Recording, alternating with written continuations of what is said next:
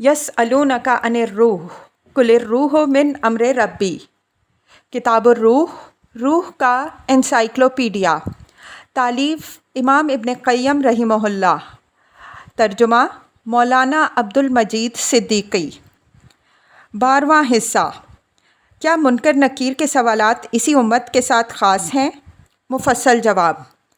क्या मुनकर नकीर के सवालात इसी उम्मत के साथ ख़ास हैं या तमाम उम्मतों से वाबस्ता हैं? ये एक अखलाकी मसला है।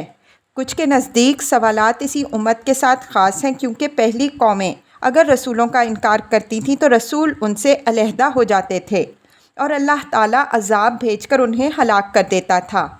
लेकिन अल्लाह ताला ने अपने आखिरी नबी को रहमतुल लिल आलमीन सल्लल्लाहु अलैहि वसल्लम बनाकर भेजा और ना मानने वालों से अज़ाब रोक लिया और मुसलमानों के हाथों में तलवारें दे दीं ताकि उनके डर से लोग अल्लाह ताला के दीन में दाखिल हों, फिर रफ्ता रफ्ता उनके दिलों में ईमान की जड़ें मजबूत हो जाएं। इस तरह उन्हें मोहलत दी गई कि और यहीं से निफाक पैदा हुआ कि मुनाफिक दिलों से काफिर रहते थे और बज़ाहिर ईमान लाते थे। ज़िंदगी में तो उनकी अंदरूनी हालत पर पर्दा पड़ा रहता था, लेकिन मौत के बाद अल्लाह ताला ने उनके पोल खोलने के लिए मुनकर नकीर मुसल्लत कर दिए ताकि सवालात करके उनके दिली हालात मालूम करें और अल्लाह ताला अच्छों को बुरों से अलहदा कर दे। लेकिन करतबी वग़ैरह के नज़दीक तमाम उम्मतों के अफराद से सवाल होता है। इब्न अब्द बर ने सुकूत किया है और कहा है कि ज़ैद बिन साबित रज़ी अल्लाह अन्हु वाली हदीस में है कि ये उम्मत कब्रों में आजमाई जाती है, और कुछ रिवायतों में है कि इसी से सवाल होता है। इन अल्फाज से एहतमाल होता है कि यही उम्मत के लिए ख़ास है, लेकिन इस बारे में कोई यकीनी राय कायम नहीं की जा सकती। इस उम्मत की खुसूसियत का दावा करने वालों ने ज़ैद वाली हदीस से इस्तिदलाल किया है और इन अल्फाज से भी कि मुझ पर वही की गई है कि तुम अपनी कब्रों में आजमाए जाते हो। इसके अलावा मलाइका का ये कौल भी कि तू उस शख्स के सिलसिले में जो में भेजा गया था क्या कहता है? मोमिन जवाब देता है कि मैं इकरार करता हूँ कि आप सल्लल्लाहु अलैहि वसल्लम अल्लाह ताला के बंदे और उसके रसूल हैं। इसी खुसूसियत की तरफ इशारा करता है कि क्योंकि मुर्दे ने जवाब में अपना नबी अल्लाह ताला के आखिरी रसूल सल्लल्लाहु अलैहि वसल्लम को बताया है। इसी तरह आप सल्लल्लाहु अलैहि वसल्लम ने फरमाया कि मेरे बारे में तुम्हारा इम्तिहान लिया जाएगा और तुमसे सवाल किया जाएगा। ये भी खुसूसियत की दलील है। खुसूसियत ना मानने वालों ने यह जवाब दिया है कि तमाम बातें इसी उम्मत की खुसूसियत पर दलालत नहीं करती, क्योंकि इस उम्मत से या तो बनी नौ इंसान की उम्मत मुराद है या इस आयत में है वमा मिन दाब्बतिन फिल अर्दि वला ताइरिन इलल आया। ज़मीन पर चलने वाले और फ़िज़ा में हर उड़ने वाले जानवरों की भी तुम्हारी तरह उम्मतें हैं। हर जानदार की जिन्स को उम्मत कहा जाता है। हदीस में है कि अगर कुत्तों की और उम्मतों की तरह एक उम्मत ना होती तो न कत्ल कर देने का हुक्म दे देता। एक हदीस में है कि एक नबी के एक चूंटी ने काट खाया, फिर आपके हुक्म से चूंटियों का सारा छत्ता जला दिया गया। अल्लाह ताला ने वही भेजी कि तुमने एक चूंटी के काट खाने की वजह से अल्लाह ताला की एक उम्मत जलवा डाली जो अल्लाह की पाकी बयान किया करती थी। या उम्मत मोहम्मदिया अगर मुराद है, उस सूरत में भी दूसरी उम्मतों से नफ़ी लाजिम नहीं आती, बल्कि इसका ज़िक्र इस वजह से है कि उन्हें सवाल कब्र की ख़बर दी जा रही है, और ये भी कि ये पहली उम्मतों के साथ ख़ास नहीं है बल्कि इस उम्मत में भी उसका वजूद है, क्योंकि ये उम्मत तमाम उम्मतों में अफजल व अशरफ है। इसी पर दूसरे दलाइल का क़ियास कर लीजिए। रही ये बात कि मुर्दा जवाब में रहमतुल लिल आलमीन सल्लल्लाहु अलैहि वसल्लम ही को बताता है, गलत है, क्योंकि हर उम्मत का मुर्दा अपने अपने नबी को बताएगा। हदीस के अल्फाज में किसी नबी का नाम नहीं, बल्कि ये अल्फाज हैं कि वो अल्लाह ताला के बंदे और उसके रसूल हैं। जब आखिरत में पूछ गुछ और दलाइल कायम करने के बाद हर उम्मत पर अजाब होगा और बरज़ख में बदरजा ऊला होना चाहिए, यही सही जवाब है। 13वां हिस्सा। क्या कब्र में बच्चों का भी इम्तिहान होता है? مفصل جواب۔ بعض کے نزدیک ہوتا ہے اور بعض کے نزدیک نہیں۔ اصحاب احمد کے دونوں قول ہیں۔ جو امتحان کے قائل ہیں ان کی دلیل یہ ہے کہ بچوں پر نماز جنازہ مسنون اور ان کے لیے بھی اللہ تعالیٰ سے دعا کی جاتی ہے کہ اللہ تعالیٰ انہیں بھی قبر کے عذاب اور فتنے سے بچا کر رکھے۔ حضرت ابو ہریرہ رضی اللہ عنہ کا بیان ہے کہ رحمت للعالمین صلی اللہ علیہ وسلم نے ایک بچے کے جنازے پر نماز پڑھی اور انہوں نے آپ سے یہ دعا سنی: اے اللہ اسے عذاب قبر سے بچا۔ موطا امام مالک۔ ام المؤمنین عائشہ صدیقہ رضی اللہ عنہا کے پاس سے ایک چھوٹے بچے کا جنازہ گزرا، رونے لگیں۔ سوال کیا گیا کہ آپ کیوں روتی ہیں؟ فرمایا یہ بچہ ہے، قبر سے دبوچنے سے مجھے اس پر ترس آ گیا اور آنکھوں میں آنسو بھر آئے۔ ابو ہریرہ رضی اللہ عنہ معصوم بچے کی نماز پڑھتے تو کہتے: اے اللہ اسے عذاب قبر سے محفوظ کر دے۔ یہ لوگ کہتے ہیں کہ قبر میں اللہ تعالیٰ ان کی عقلیں مکمل فرما دیتا ہے تاکہ اپنی اسلامی یا غیر اسلامی حیثیت پہچان لیں، اور حسب طاقت ان کے دلوں میں جواب ڈال دیا جاتا ہے۔ کہتے ہیں کہ بہت سی احادیث سے معلوم ہوتا ہے کہ ان کا آخرت میں بھی امتحان ہوگا، تو قبروں کے امتحان میں کون سا استحالہ ہے؟ وہ تو سب سے پہلے ہونا چاہیے، اور جو امتحان کے منکر ہیں وہ کہتے ہیں کہ سوال اس سے ہوتا ہے جو رسول اللہ صلی اللہ علیہ وسلم کو اور شریعت کو سمجھتا ہوتا، کہ معلوم ہو جائے کہ اس نے رسول اللہ صلی اللہ علیہ وسلم پر ایمان لا کر ان کی اطاعت کی یا نہیں کی۔ لیکن بچے کو تو کسی صورت سے پہچان ہی نہیں، بھلا اس سے کیسے پوچھا جا سکتا ہے کہ تو ان کے بارے میں کیا کہتا ہے جو تم میں بھیجے گئے تھے؟ اگر قبر میں اس کی عقل بھی مکمل کر دی جائے تو پھر بھی اس سے ان باتوں کا سوال عقل کے خلاف ہے جن کی علم و معرفت پر وہ قادر نہ ہو سکا تھا، اور اس سوال سے کچھ فائدہ بھی نہیں رہا۔ آخرت کے امتحان پر قیاس کرنا سو وہ بھی غلط ہے، کیونکہ اس وقت تو اللہ تعالیٰ ان کے پاس رسول بھیجے گا اور انہیں آپ کی پیروی کا حکم فرمائے گا، اور ان کی عقلیں بھی مکمل ہوں گی، اور پھر اطاعت کرنے والا نجات پا جائے گا اور نافرمانی کرنے والا جہنم میں پہنچ جائے گا۔ حضرت ابو ہریرہ رضی اللہ عنہ والی حدیث میں عذاب قبر کی پیروی نہ کرنے یا غلطی پر سزا نہیں، کیونکہ اللہ تعالیٰ کسی کو بغیر گناہ کے سزا نہیں دیتا، بلکہ کبھی عذاب قبر سے وہ دکھ مراد ہوتا ہے جو کسی کو کسی دوسری وجہ سے پہنچ رہا ہو۔ رحمت للعالمین صلی اللہ علیہ وسلم نے فرمایا: گھر والوں کے رونے کی وجہ سے میت پر عذاب ہوتا ہے، مطلب یہ ہے کہ اسے دکھ پہنچتا ہے۔ وہ بات نہیں ہے کہ بیچارہ زندہ لوگوں کے گناہ میں پکڑا جاتا ہے۔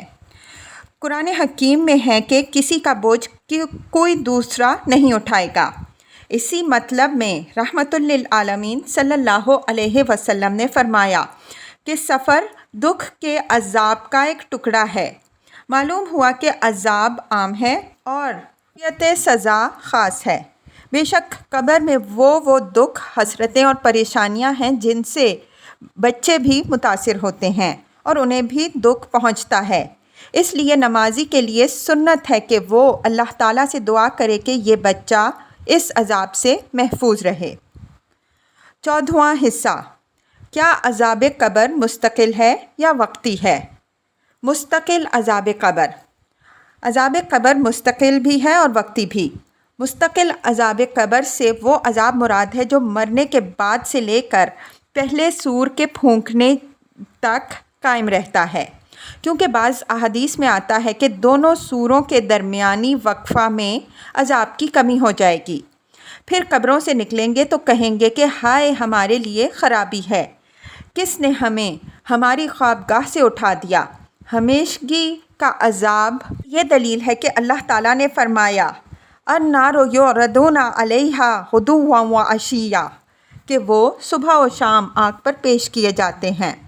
خواب والی حدیث میں آتا ہے کہ آپ صلی اللہ علیہ وسلم نے فرمایا کہ ایسا ان کے ساتھ قیامت تک ہوتا رہے گا۔ بخاری۔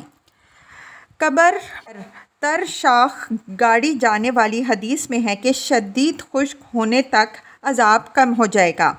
اس حدیث میں کمی رطوبت سے مقید ہے کہ رطوبت جاتی رہے گی تو پھر عذاب زور پکڑ جائے گا۔ ابو ہریرہ رضی اللہ عنہ والی حدیث میں ہے کہ پھر آپ صلی اللہ علیہ وسلم ایسے لوگوں کے پاس آئے جن کے سر پتھروں سے کچلے جا رہے تھے اور کچلتے ہی ٹھیک ہو جاتے تھے۔ ان پر مسلسل یہی عذاب ہو رہا تھا۔ ایک صحیح حدیث میں ہے، یہ وہ شخص ہے جو 2 چادریں اوڑھ کر اکڑ کر چلنے لگتا تھا، اللہ تعالیٰ اسے زمین میں دھسا دیتا، اب وہ زمین میں قیامت تک دھنستا چلا جائے گا۔ برا والی حدیث میں کافر کے بارے میں ہے، پھر اس کے لیے جہنم کا دروازہ کھول دیا جاتا ہے اور وہ جہنم میں اپنا ٹھکانہ دیکھ لیتا ہے حتیٰ کہ قیامت آ جائے۔ اسی حدیث کی ایک سند میں یہ الفاظ ہیں، پھر اس کے لیے جہنم کا ایک سوراخ کھول دیا جاتا ہے، اس سے اس کے پاس اس کی گرمی اور دھواں قیامت تک آتا رہے گا۔ وقتی عذاب قبر۔ دوسری قسم کا عذاب قبر وقتی ہے جو ہلکے گناہ والوں پر ان کے گناہوں کے مطابق ایک مقررہ مدت تک ہوتا رہے گا، پھر ختم ہو جائے گا، جیسا کہ گناہ گاروں کو ایک خاص وقت تک جہنم میں عذاب ہوگا، پھر عذاب ختم ہو جائے گا۔ اس قسم کا عذاب دعا سے یا صدقہ سے یا معافی مانگنے سے یا قرآن کی تلاوت کرنے سے جو کسی رشتہ دار کی طرف سے میت کو پہنچتی ہے ختم ہو جاتا ہے۔ جیسے دنیا میں کسی کو کچھ سزا دی جاتی ہے، پھر کوئی سفارش کر کے اسے چھڑا لیتا ہے۔ دنیاوی شفاعت میں اجازت حاصل کرنے کی ضرورت نہیں، شفیع اللہ کی اجازت ہی سے کھڑا ہوگا، لیکن اللہ تعالیٰ کے آگے کوئی سفارش کے لیے نہیں بڑھ سکتا جب تک اللہ تعالیٰ خود اسے اجازت نہ دے۔ جب اللہ تعالیٰ کسی پر رحم کرنا چاہتا ہے تو وہ سفارش کرنے والا کھڑا کر دیتا ہے، بس قیامت کے دن اسی قسم کی شفاعت ہوگی، اور جو لوگوں نے طرح طرح کی شفاعتیں بنا رکھی ہیں سب غلط اور شرک ہیں۔ فرمایا، من ذا الذی یشفع الی الآیہ، کون ہے جو بغیر اجازت کے اللہ تعالیٰ سے سفارش کرے؟ ولا یشفعون الا لمن ارتضی الی الآیہ، اسی کی سفارش کریں گے جس سے اللہ راضی ہوگا۔ ما من شفیع الا من بعد اذنہ، ہر سفارش کرنے والا اللہ تعالیٰ کی اجازت کے بعد ہی کھڑا ہوگا۔ ولا تنفع الشفاعۃ عندہ الی الآیہ، اللہ کے نزدیک شفاعت اسی کو فائدہ پہنچائے گی جس کے لیے اللہ تعالیٰ نے اجازت دی ہوگی۔ قل للہ الشفاعۃ الی الآیہ، آپ فرما دیں کہ شفاعت اللہ ہی کے لیے ہے، آسمان و زمین میں اسی کی بادشاہت ہے۔ ایک شخص ایک مدنی کو خواب میں دیکھتا ہے۔ عبداللہ بن نافع رحمہ اللہ سے روایت ہے کہ ایک مدنی فوت ہوا، پھر اسے ایک شخص نے خواب میں دیکھا جیسے وہ جہنمی ہو، یہ دیکھ کر بہت دکھ ہوا۔ پھر کچھ دنوں بعد اسے خواب میں دیکھ کر معلوم ہوتا ہے کہ وہ جنتی ہے۔ پوچھا، کیا تم نے یہ نہیں کہا تھا کہ میں جہنمی ہوں؟ کہنے لگا، معاملہ تو ایسا ہی تھا، لیکن ہمارے پاس ایک نیک شخص بھی مدفون ہے، اس کی 40 پڑوسیوں کے حق میں سفارش قبول کر لی گئی ہے، ان میں سے ایک میں بھی ہوں۔ دعاؤں کے اثرات۔ احمد بن یحییٰ سے روایت ہے کہ ہمارے ایک دوست کا بیان ہے کہ میرے بھائی فوت ہو گئے، میں نے انہیں خواب میں دیکھا، سوال کیا قبر میں جانے کے بعد کیا حال رہا؟ فرمایا، آنے والا میری طرف آگ کا انگارہ لے کر بڑھا، اگر دعا کرنے والا میرے حق میں دعا نہ کرتا تو وہ انگارہ مجھے مار ڈالتا۔ ابن ابی الدنیا۔ عمر بن جریر سے روایت ہے کہ جب کوئی شخص اپنے مردہ بھائی کے لیے دعا مانگتا ہے تو اس کی دعا کو ایک فرشتہ قبر میں لے کر جاتا ہے اور کہتا ہے کہ اے قبر والے غریب الوطن، لے، تیرے مہربان بھائی کی طرف سے یہ ہدیہ ہے۔ رابعہ بصری رحمۃ اللہ علیہا کو خواب میں دیکھنا۔ بشار بن غالب سے روایت ہے کہ میں رابعہ بصری رحمہ اللہ کے لیے کثرت سے دعائیں مانگا کرتا تھا۔ ایک دن میں نے انہیں خواب میں دیکھا، کہنے لگیں، تمہارے ہدیے نورانی طباق میں رکھ کر اور ان پر ریشمی رومال ڈھانپ کر میرے پاس لائے جاتے ہیں۔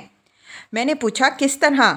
کہنے لگیں جب زندہ مومن مردوں کے لیے دعائیں کرتے ہیں اور ان کی دعائیں قبول ہوتی ہیں تو وہ دعائیں نورانی طباق میں لگا کر ان پر ریشمی رومال ڈھانپ کر جس کے لیے دعائیں مانگی تھیں اس کے پاس لائی جاتی ہیں اور کہا جاتا ہے کہ یہ آپ کے پاس فلاں نے ہدیہ بھیجا ہے۔ ابو عبیدہ بن بحیر سے روایت ہے کہ ہمارے ایک ساتھی کا بیان ہے کہ میں نے اپنے بھائی کو خواب میں دیکھا اور سوال کیا، زندہ لوگوں کی دعائیں تم تک پہنچتی ہیں؟ کہنے لگا ہاں اللہ کی قسم، ریشمی مہین اور نورانی شکلوں میں آتی ہیں، پھر مردہ اسے پہن لیتا ہے۔ ابن ابی الدنیا۔ اسی سلسلے میں مزید وضاحت، کیا زندوں کے ہدیوں سے مردوں کو فائدہ پہنچتا ہے؟ میں انشاءاللہ آگے کروں گا۔ 15واں حصہ، موت کے بعد قیامت تک ارواح کے ٹھہرنے کی جگہ۔ سوال، موت کے بعد قیامت کے درمیانی وقفہ میں روحیں کہاں ٹھہرتی ہیں؟ کیا آسمان میں رہتی ہیں یا زمین میں؟ کیا جنت میں ہیں یا نہیں؟ کیا انہیں کوئی نیا جنم دے دیا جاتا ہے جس میں انہیں ثواب و عذاب ہوتا ہے یا مجرد ہی رہتی ہیں؟ یہ ایک اہم مسئلہ ہے اور اس میں لوگوں کو بڑا اختلاف ہے۔ جواب، حقیقت میں اس قسم کے مسائل نقل پر موقوف ہیں۔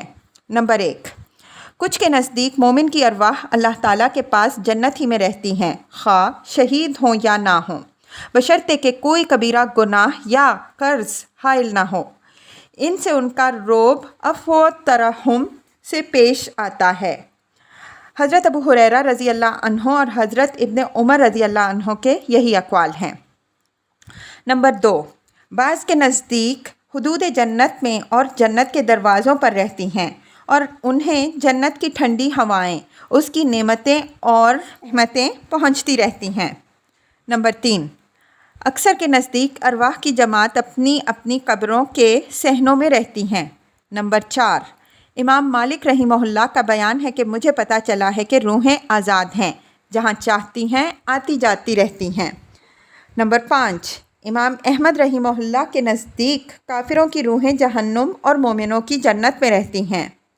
نمبر 6، ابن مندہ سے روایت ہے کہ صحابہ کرام رضی اللہ عنہم اجمعین اور تابعین رحمہم اللہ علیہم کی ایک جماعت کے نزدیک مومنوں کی روحیں اللہ تعالیٰ کے پاس رہتی ہیں، انہوں نے اس سے زیادہ اور کچھ نہیں فرمایا۔ نمبر 7، اسی طرح صحابہ کرام رضی اللہ عنہم اجمعین اور تابعین رحمہم اللہ علیہم کی دوسری جماعت کے نزدیک مومنوں کی روحیں جابیہ میں اور کافروں کی روحیں برہوت خضر موت کے ایک کنویں میں رہتی ہیں۔ نمبر 8، صفوان بن عمر سے روایت ہے کہ میں نے ابو الیمان عامر بن عبداللہ سے سوال کیا، کیا مومنوں کی روحیں اکٹھی ہوتی ہیں؟ فرمایا، وہ زمین جس کے بارے میں اللہ تعالیٰ فرماتا ہے کہ ہم نے ذکر کے بعد زبور میں لکھ دیا ہے کہ ضمیر کے وارث ہمارے نیک بندے ہوں گے، وہ زمین جہاں قیامت تک مومنوں کی روحیں جمع رہتی ہیں۔ دوسرے لوگوں نے یہ کہا کہ یہ وہ زمین ہے جس کا وارث اللہ دنیا میں مومنوں کو بنائے گا۔ نمبر 9، کعب سے روایت ہے کہ مومنوں کی روحیں علیین میں 7ویں آسمان میں رہتی ہیں اور کافروں کی روحیں 7ویں زمین میں سجیین میں ابلیس کے لشکر کے نیچے رہتی ہیں۔ نمبر 10، کچھ کے نزدیک مومنوں کی روحیں زمزم اور کافروں کی روحیں برہوت میں رہتی ہیں۔ سلمان فارسی رضی اللہ عنہ سے روایت ہے کہ مومنوں کی روحیں زمین و آسمان کے درمیان رہتی ہیں اور جہاں چاہتی ہیں آتی جاتی رہتی ہیں، اور کافروں کی سجیین میں۔ ایک روایت میں ہے کہ مومنوں کی روحیں زمین میں جہاں چاہتی ہیں آتی جاتی ہیں۔ نمبر 12، کچھ کے نزدیک مومنوں کی روحیں حضرت آدم علیہ السلام کے دائیں طرف اور کافروں کی روحیں ان کے بائیں جانب رہتی ہیں۔ ابن حزم کی رائے۔ نمبر 13، ابن حزم کی رائے ہے کہ جہاں روحیں اجسام پیدا ہونے سے پہلے تھیں وہی ان کی قرار گاہ ہے۔ یہی قرآن و حدیث سے ثابت ہوتا ہے۔ اللہ تعالیٰ نے فرمایا، وَإِذْ أَخَذَ رَبُّكَ مِن بَنِي آدَمَ الآیہ، اور جب آپ کے رب نے اولاد آدم کی پیدائش کا کام کیا اور ان کی پیٹھ سے اولاد نکالی اور ان سے انہی کے متعلق اقرار لیا کہ کیا میں تمہارا رب نہیں ہوں، تو سب نے جواب دیا کہ کیوں نہیں، ہم سب گواہ ہیں، تاکہ تم سب قیامت کے دن یہ نہ کہنے لگو کہ ہم کو تو اس کی کچھ خبر بھی نہ ملی۔ فرمایا وَلَقَدْ خَلَقْنَاكُمْ ثُمَّ صَوَّرْنَاكُمْ إِلَى الْآيَةِ، ہم نے تمہیں پیدا کیا، پھر تمہاری صورتیں بنائیں، پھر فرشتوں سے کہا کہ آدم کو سجدہ کرو۔ پتہ چلا کہ اللہ تعالیٰ نے ایک ہی دفعہ تمام روحیں پیدا کیں۔ اسی طرح اللہ تعالیٰ کے رسول نے بتایا کہ روحیں جمع کیا ہوا لشکر ہیں، جن میں تعارف ہو جاتا ہے، ان میں دنیا میں محبت پیدا ہو جاتی ہے، ورنہ اجنبیت ہی رہتی ہے۔ اللہ نے روحوں سے اپنی ربوبیت کا وعدہ لے لیا اور انہیں گواہ بنا لیا۔ روحیں مخلوق و مصور اور عقل والی تھیں، قبل اس کے کہ ملائکہ کو آدم علیہ السلام کو سجدہ کرنے کا حکم ملا اور پہلے اس کے روحیں جسموں میں داخل ہوں۔ اس وقت اجسام مٹی اور پانی تھے، پھر اللہ تعالیٰ نے انہیں جہاں چاہا ٹھہرا دیا، اور وہ برزخ ہے جس کی طرف موت کے وقت لوٹ جاتی ہیں۔ پھر اللہ تعالیٰ نے ان کی ایک دوسرے کے بعد جماعتیں منی سے پیدا ہونے والے اجسام میں بھیجتا رہا۔ ابن حزم آگے فرماتے ہیں، پتہ چلا کہ ارواح اجسام ہیں جن میں ایک دوسرے کو پہچاننے کی صلاحیت ہے، بعض میں تعارف ہوتا ہے اور بعض میں اجنبیت رہتی ہے۔ ان میں تعارف پایا جاتا ہے اور پہچان کی قوت بھی، پھر اللہ انہیں جس طرح چاہتا ہے دنیا میں آزماتا ہے اور پھر مار دیتا ہے، اور وہ برزخ کی طرف لوٹ جاتی ہیں۔ اسی برزخ میں رحمت للعالمین صلی اللہ علیہ وسلم نے معراج کی شب پہلے آسمان پر دیکھا کہ خوش بختوں کی روحیں حضرت آدم علیہ السلام کے دائیں طرف تھیں اور بدبختوں کی بائیں طرف۔ یہ مقام عناصر کے ختم ہونے کے بعد سے شروع ہوتا ہے، مگر انبیاء اور شہداء کی روحیں جنت میں ہیں۔ ابن راہویہ کا بھی یہی قول ہے اور اسی پر اہل علم کا اتفاق ہے۔ یہی تمام مسلمانوں کا قول ہے اور قرآن حکیم بھی یہی کہتا ہے۔ ارشاد ربانی ہے فَأَصْحَابُ الْمَيْمَنَةِ إِلَى الْآيَةِ، پھر دائیں والے کیا ہیں دائیں والے، اور بائیں والے کیا ہیں بائیں والے، اور سبقت کرنے والے وہی قریبی ہیں اور نعمت والی جنتوں میں ہیں۔ ایک جماعت پہلوں میں سے ہے اور تھوڑے سے لوگ پچھلوں میں سے ہیں۔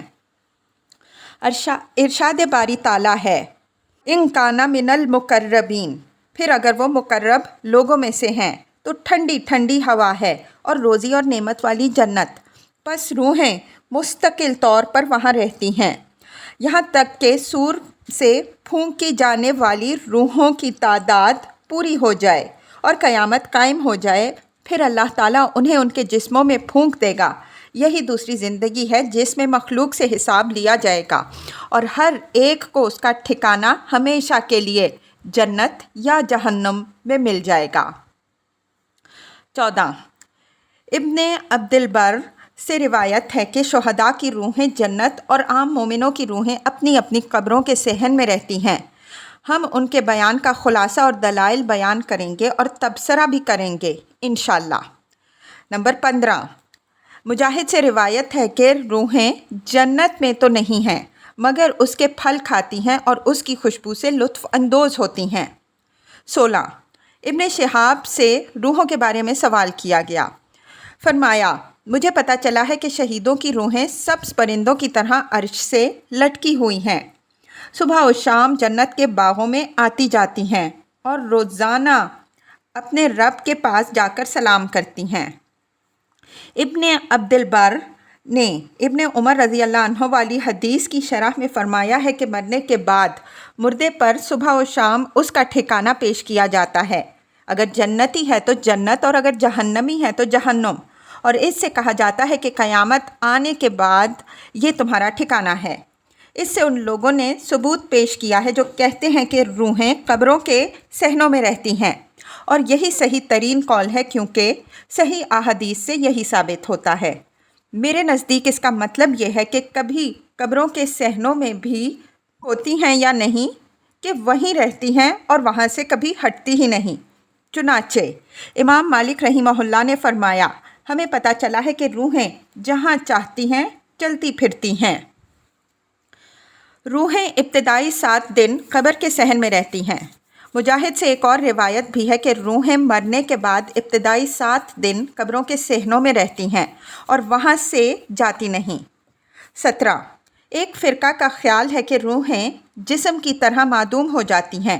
یہ لوگ روح کو حیات و ادراک کی طرح جسم کے عوارض میں سے مانتے ہیں، لیکن یہ قول قرآن اور سنت اور اجماع کے مخالف ہے۔ ایک جماعت کہتی ہے کہ روحیں اپنے مناسب اخلاق و صفات والی روحوں کے اجسام میں رہتی ہیں۔ یہ لوگ تناسخ کے قائل ہیں اور موت کے بعد زندگی کو نہیں مانتے۔ یہ قول تمام اہل اسلام کے اقوال سے جدا ہے اور غلط ہے۔ روحوں کے متعلق یہ تمام خیالات ہیں جو میں نے اس رسالہ میں جمع کر دیے ہیں اور کسی اور کتاب میں یہ نہیں ملیں گے۔ اب ہم ان اقوال پر تبصرہ اور مفصل روشنی ڈالتے ہیں اور قرآن و حدیث کی روشنی میں صحیح بات بتاتے ہیں۔ اللہ تعالیٰ ہماری رہنمائی فرمائے، آمین۔ جنت میں ارواح کے قیام کے دلائل۔ جو اس بات کے قائل ہیں کہ روحیں جنت میں رہتی ہیں، ان کے مندرجہ ذیل دلائل ہیں۔ نمبر 1، فَأَمَّا إِنْ كَانَ مِنَ الْمُقَرَّبِينَ إِلَى الْآيَةِ، پھر اگر وہ مقرب حضرات میں سے ہیں تو ٹھنڈی ٹھنڈی ہوا اور روزی ہے اور نعمت والی جنت۔ روح کی یہ حالت موت کے وقت جسم سے نکلنے کے بعد کی بتائی گئی ہے۔ پہلی دلیل کی وضاحت۔ اور روحوں کی 3 قسمیں بتائی گئی ہیں جو کہ مندرجہ ذیل ہیں۔ نمبر 1، مقرب روحیں۔ ان کے بارے میں بتایا گیا ہے کہ یہ نعمت والی جنت میں ہیں۔ دائیں طرف والی روحیں ان پر سلامتی کا حکم لگایا کرتی ہیں، جو عذاب سے محفوظ رہنے کو بھی شامل ہے۔ نمبر 2، جھٹلانے والی گمراہ روحیں۔ ان کے بارے میں بتایا گیا ہے کہ ان کے کھولتے ہوئے پانی اور دخول جہنم سے تواضع کی جاتی ہے۔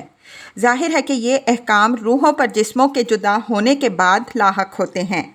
اسی صورت کے شروع میں روحوں کے قیامت کے دن والے حالات بتائے گئے ہیں۔ مطلب یہ کہ اول صورت میں بڑی قیامت کے بعد آنے والے حالات ہیں اور آخر صورت میں چھوٹی قیامت کے بعد آنے والے حالات۔ نمبر 2، یا ایتھا النفس المطمئنہ الی الآیہ، اے مطمئن روح، اپنے رب کی طرف راضی خوشی لوٹ۔ رب بھی تجھ سے راضی ہے اور میرے بندوں میں شامل ہو کر میری جنت میں داخل ہو جا۔ دوسری دلیل۔ اس آیت میں اکثر صحابہ کرام رضی اللہ عنہم اجمعین اور تابعین رحمہم اللہ علیہم کے اقوال ہیں کہ روحوں سے یہ خطاب موت کے وقت کیا جاتا ہے جب کہ وہ دنیا سے رخصت ہوتی ہیں۔ اس وقت فرشتے انہیں جنت کی خوشخبری دیتے ہیں جنہوں نے یہ خطاب آخرت کا خطاب بتایا ہے۔ ان کا قول بھی اس کے مخالف نہیں، کیونکہ بشارت موت کے وقت دی جاتی ہے اور قبروں سے نکلتے وقت بھی، اور آخرت میں بھی دی جائے گی۔ یہ وہی بشارت ہے جس کے بارے میں اللہ تعالیٰ نے فرمایا، ان الذین قالوا ربنا اللہ الی الآیہ، جنہوں نے اللہ کے رب ہونے کا اقرار کیا پھر اس پر ڈٹے بھی رہے، تو ان پر فرشتے اترتے ہیں اور کہتے ہیں، ڈرو نہیں اور صدمہ نہ کرو اور اس جنت سے خوش ہو جاؤ جس کا تم سے وعدہ تھا۔ یہ بشارت موت کے وقت قبر میں اور موت کے بعد زندگی کے وقت دی جاتی ہے، اور ابتدائی بشارت موت کے وقت ہی دی جاتی ہے۔ نمبر 3، برا بن عازب والی حدیث میں گزر چکا ہے کہ فرشتہ روح قبض کرتے وقت اس سے کہتا ہے کہ جنت کی ٹھنڈی ہوا اور روزی سے خوش ہو جا۔ نمبر 4، رحمت للعالمین صلی اللہ علیہ وسلم نے فرمایا، مومن کی روح ایک پرندہ ہے جو جنت کے درختوں سے کھاتی پیتی ہے جب تک کہ اللہ تعالیٰ اسے قیامت کے دن اس کے جسم میں نہ لوٹا دے۔ موطا امام مالک رحمہ اللہ۔ اس پر اسی حدیث کے یہ الفاظ حتیٰ یرجعہ اللہ الی جسدہ دلالت کر رہے ہیں۔ کچھ کے نزدیک لفظ نسمہ جس سے مراد روح ہے، وہ اس کو انسان کا ہم معنی لفظ مانتے ہیں۔ روح کو نسمہ اس لیے کہا جاتا ہے کہ انسان کی جسمانی زندگی روح پر موقوف ہے۔ اس کی دلیل کہ نسمہ انسان ہے۔ رحمت العالم صلی اللہ علیہ وسلم کی یہ حدیث ہے، آتقا نسمتا مؤمنہ، جس نے کسی مسلمان انسان کو آزاد کیا، اور حضرت علی رضی اللہ عنہ کا یہ قول بھی، والذی فلق الحب وبرأ النسمہ، اس کی قسم جس نے دانہ اگایا اور انسان کو پیدا کیا۔ خلیل کے نزدیک نسمہ انسان کو بھی کہتے ہیں اور روح کو بھی، اور نسیم ہوا کے چلنے کو بھی۔ تعلق یہ لفظ لام کے زبر اور پیش دونوں طرح سے منقول ہے، مگر مطلب ایک ہی ہے، یعنی کھانا اور چرنا، یعنی روح جنت کے درختوں کے پھل کھاتی ہے اور جنت میں چگتی پھرتی ہے۔ لقا اور علوق کھانا اور چرنا کا محاورہ ہے۔ ما ذاک الیوم علوقاً، یعنی آج اس نے کھانا نہیں کھایا۔ میں کہتا ہوں اسی سے ام المؤمنین حضرت عائشہ صدیقہ رضی اللہ عنہا کا یہ قول ہے، ما یأکلن العلقۃ من الطعام، یعنی اس وقت عورتوں کو تھوڑا سا کھانا ملتا تھا۔ یہ لفظ تعلق سے نکلا ہے، یعنی وہ جو غذا سے نفس و دل کو متعلق کر دے۔